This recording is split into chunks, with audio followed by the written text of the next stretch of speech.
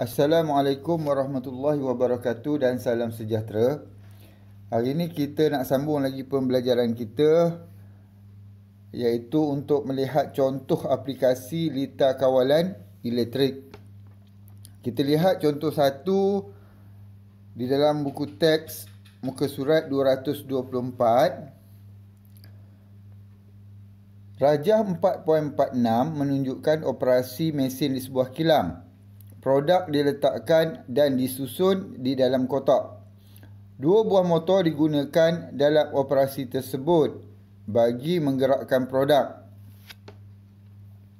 Kendalian motor bagi operasi mesin tersebut adalah seperti berikut. Pertama, motor M2 tidak boleh dihidupkan sebelum M1.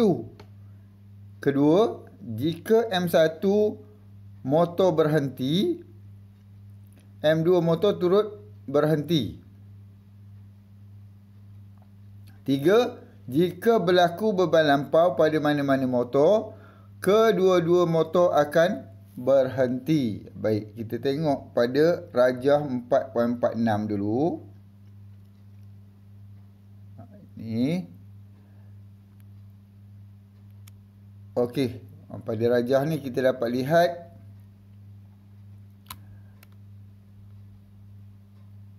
ini motor M1 dan ini motor M2. Okey, maksudnya kat sini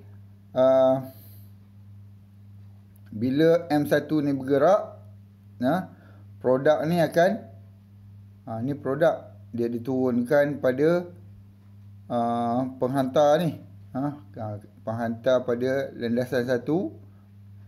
Kemudian dia bergerak ke sana, kemudian produk ni akan jatuh ke bawah ke dalam kotak. Ni kotak. Syaratnya M2 akan bergerak lah. M2 akan bergerak, kotak ni akan lalu kat bawah ni dan produk tu akan jatuh dalam kotak tu. Itu operasi dia. Baik, kita tengok soalannya. Soalan A. Tentukan jenis lita kawalan elektrik yang sesuai dengan operasi mesin tersebut. Beri alasan untuk jawapan anda. Yang pertama dekat sini ada 2 soalan. Pertama, kena tentukan jenis lita kawalan elektrik. Tadi ada 2 motor. Syarat dia bagi tadi, motor M2 tidak boleh dihidupkan sebelum M1. Dekat sini ada urutan. Ada urutan. Bila ada urutan macam tu, ini ialah kawalan jujukan. Lita kawalan jujukan. Beri alasan untuk jawapan anda. Kalau kita tengok dekat bawah tu, dia kata, kita tengok ni.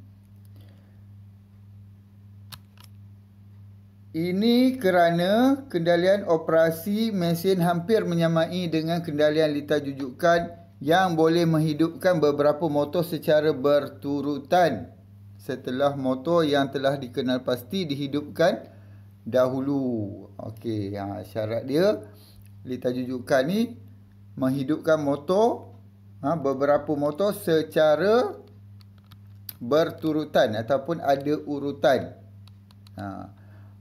Dia mesti ada lebih daripada 1 motor.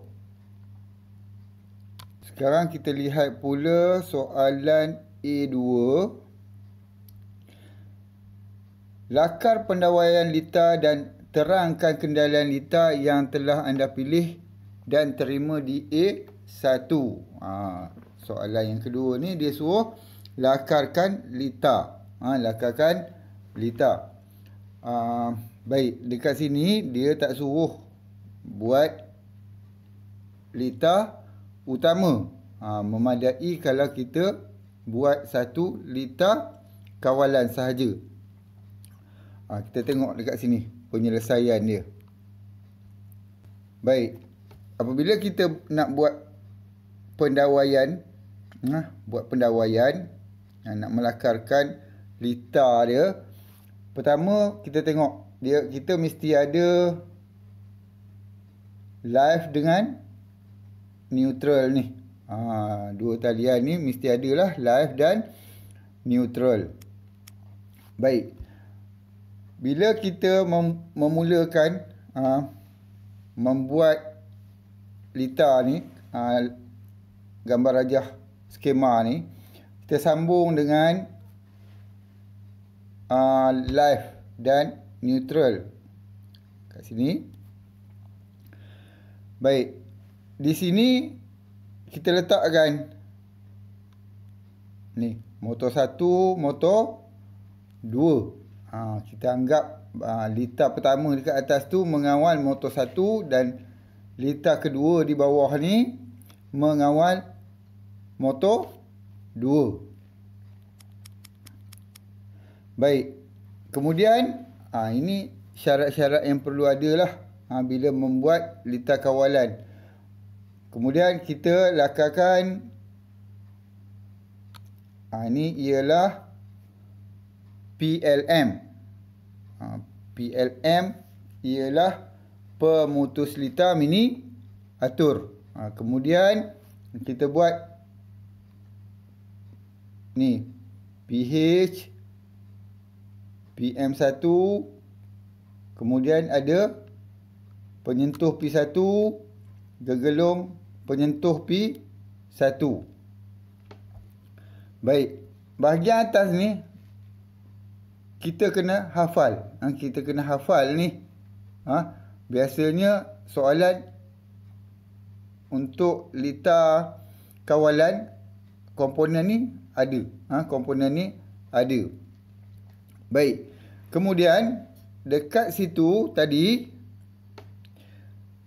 ada menyatakan jika berlaku beban lampau pada mana-mana motor, kedua-dua motor akan berhenti. Jika berlaku beban lampau. Baik, komponen yang nak digunakan ialah GBL untuk mengawal, untuk keselamatan litar ni. Jadi ni ialah GBL 1, geganti beban lampau 1, bermaksud untuk motor M1 pada litar 1. Kemudian GBL 2 untuk mengawal motor M2. Baik, kita lihat di sini, ini ialah gegelung P1. Gegelung P1 mengawal penyentuh P1. Ya. Maknanya dekat sini, bila PM1 ni ditekan, gegelung P1 akan menjadi elektromagnet. Tengok kat sini. Ya. Okey. Ada kat situ. Litar 1 menjadi lengkap.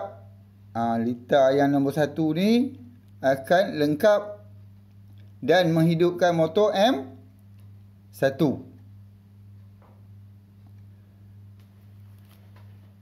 Baik. Dekat sini penyentuh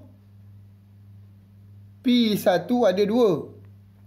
Baik, untuk membuat litar yang mengawal motor M2 ni, di sini ada penyentuh P1. Baik.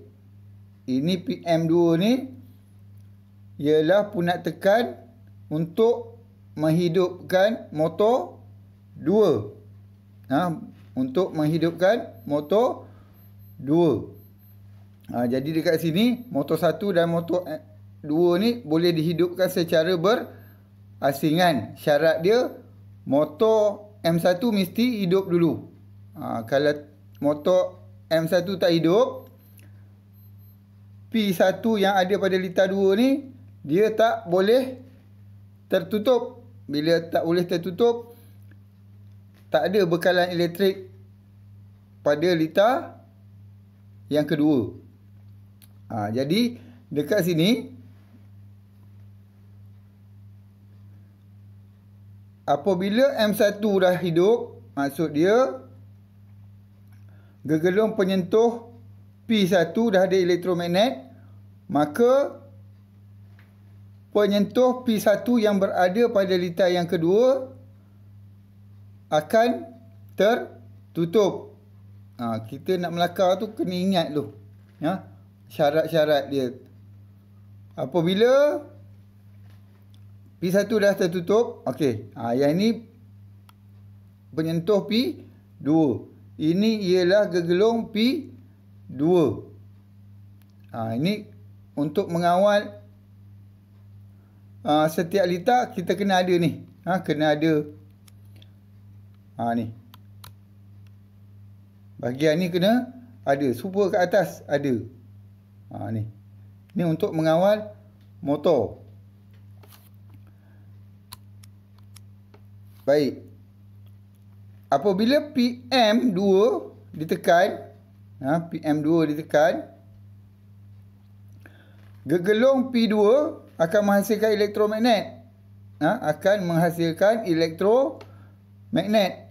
Dan penyentuh P2 lazim terbuka akan tertutup. Jadi dekat situ M2 ataupun motor M2 akan berkendali. Akan berkendali. PM2 tu kalau dilepaskan, PM1 pun kalau dilepaskan, motor, kedua-dua motor ni akan terus berkendali. Kenapa? Kita dah belajar sebelum ni, kerana adanya litar pegang. Dekat sini penyentuh ni lah yang menyebabkan litar pegang. Ni. Dua set ni. Yang menyebabkan litar pegang.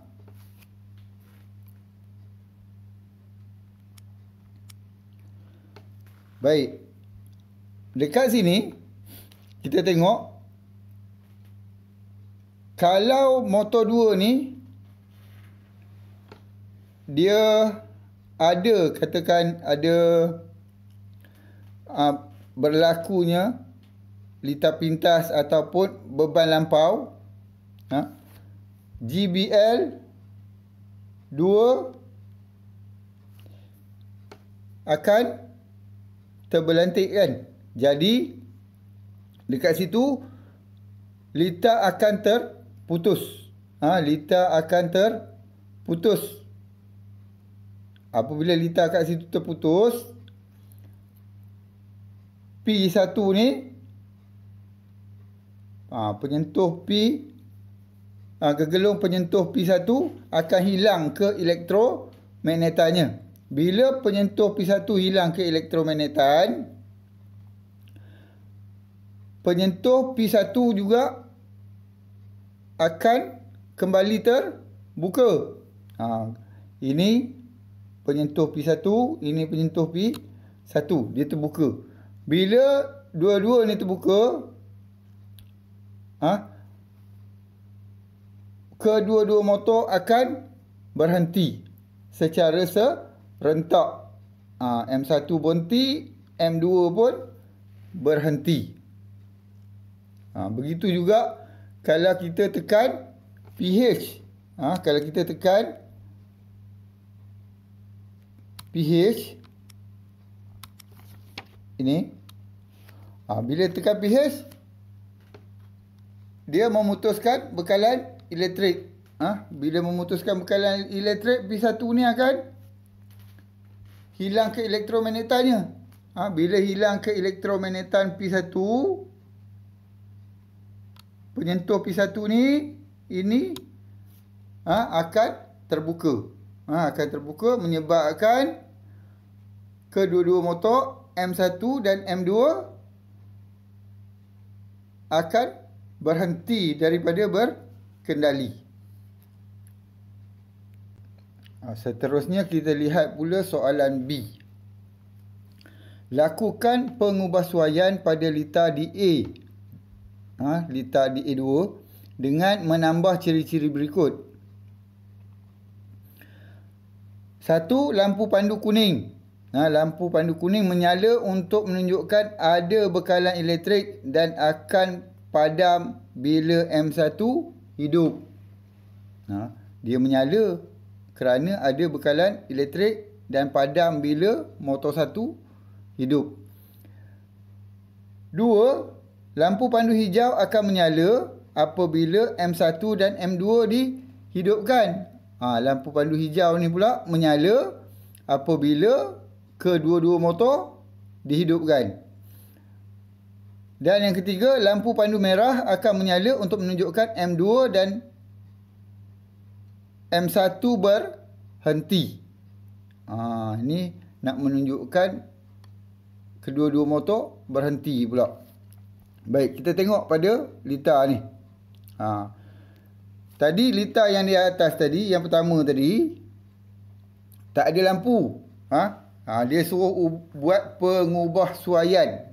Buat pengubah suaian. Jadi kita ubah suai lah. Ubah suai pada litar tu, kita tambah. Kita tambah bahagian ni. Ini kita tambah. Di mana kita letakkan lampu pandu kuning, lampu pandu hijau dan lampu pandu merah. Baik, pertama tadi lampu pandu kuning. Lampu pandu kuning. Ini dia lampu pandu kuning. Baik, syarat dia lampu pandu kuning menyala untuk menunjukkan ada bekalan elektrik dan akan padam bila M1 hidup. Bila ada je bekalan elektrik, sebelum M1 tu dihidupkan, lampu kuning ni menyala. Lampu kuning ni menyala. Baik, dekat dalam litar ni kalau kita tengok, ini dia mengawal, litar 1 ni mengawal motor 1. Jadi yang digunakan untuk mengawal motor 1 ni ialah penyentuh P1. Penyentuh P1 ni dikawal oleh gergelung P1. Jadi dekat sini kita perlu gunakan penyentuh P1 juga untuk mengawal lampu kuning. Sebab dia ada kaitan dengan motor M1. Dia ada kaitan dengan motor M1. Sebab dia kata tadi akan padam. Lampu kuning ni akan padam apabila motor M1 hidup. Jadi untuk menghidupkan motor M1, penyentuh P1 mesti tertutup. Jadi untuk memadamkan lampu kuning, penyentuh mesti terbuka. Jadi sebab itu dekat sini, sebagai switch kepada lampu kuning ni, kita letakkan penyentuh P1 lazim tertutup. Kenapa? Apabila gergelung P1 menghasilkan elektromagnet, penyentuh lazim tertutup, dia akan terbuka. Bila terbuka, tidak ada arus elektrik yang mengalir. Dia berhenti kat situ. Jadi lampu kuning ni akan padam. Kena faham. Lampu tu dia nak menunjukkan bahagian mana. Motor 1. Motor 1 dikendalikan, dikawal oleh penyentuh 1. Jadi dekat situ kita pun kena guna penyentuh 1 juga. Tetapi yang ni kena guna penyentuh lazim tertutup. Baik, yang kedua, lampu pandu hijau. Ini lampu pandu hijau. Akan menyala apabila M1 dan M2 dihidupkan. Apa yang menghidupkan motor M1 dan M2? Kalau kita tengok tadi, motor 1,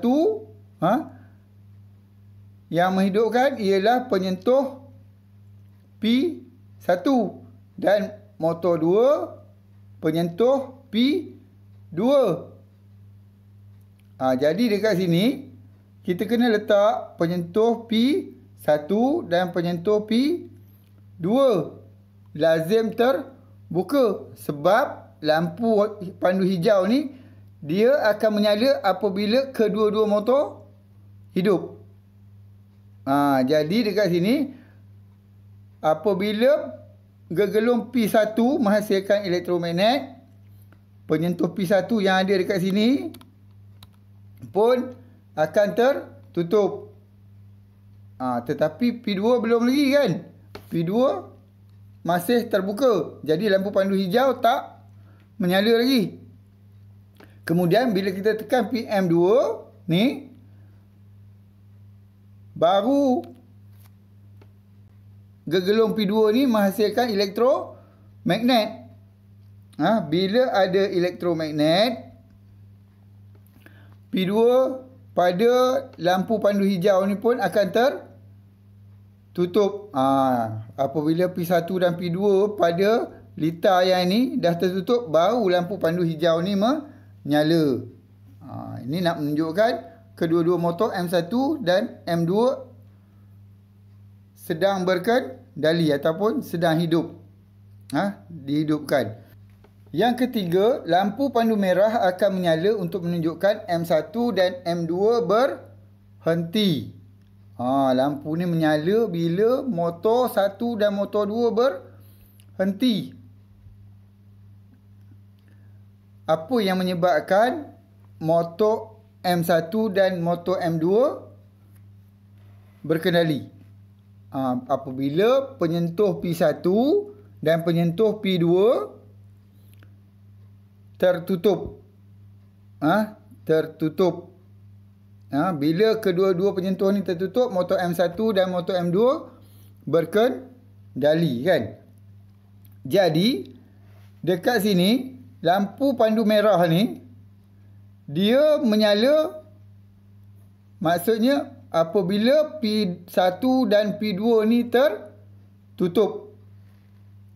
Ni. Apabila kedua-dua ni tertutup, lampu pandu merah akan menyala. Kalau kita tengok syarat dia, M2 berhenti, M1 pun berhenti, baru dia menyala. Jadi apabila M1, M2 berhenti, maksud dia P1 ni dan P2 ni hilang ke elektromagnetan dia. Dia tak ada elektromagnet. Bila tak ada elektromagnet, penyentuh lazim terbuka, P1 akan terbuka. Dia terbuka balik. Penyentuh lazim tertutup pula apabila hilang ke elektromagnetannya, dia akan tertutup. Jadi untuk menghidupkan lampu pandu merah ni ataupun untuk menyalakan lampu pandu merah ni, kita kena guna penyentuh lazim tertutup. Penyentuh lazim tertutup, di mana bila tak ada elektromagnet baru dia tertutup. Dia akan tertutup. Bila ada elektromagnet, dia akan terbuka. Maksud dia bila ada elektromagnet pada P1 dan P2, motor berkendali kan. Bila berkendali, lampu pandu merah ni akan padam. Apabila tak berkendali, lampu pandu merah ni akan menyala. Jadi dekat sini kita letakkan dua penyentuh lazim tertutup, P1 dan P2 untuk motor 1 dan motor 2. Kita kena faham bila kita kena gunakan penyentuh lazim tertutup dan bila nak gunakan penyentuh lazim terbuka. Ini kena rajin buat latihan litar, baru kita faham macam mana nak menggunakan penyentuh-penyentuh ni. Baik, itu saja contoh aplikasi litar kawalan elektrik. InsyaAllah nanti untuk menambahkan kefahaman kita lagi, saya akan buatkan satu tutorial untuk menjawab soalan berkaitan dengan lita kawalan elektrik ni. InsyaAllah pada video yang akan datang saya akan buatkan tutorial untuk lita kawalan elektrik ni.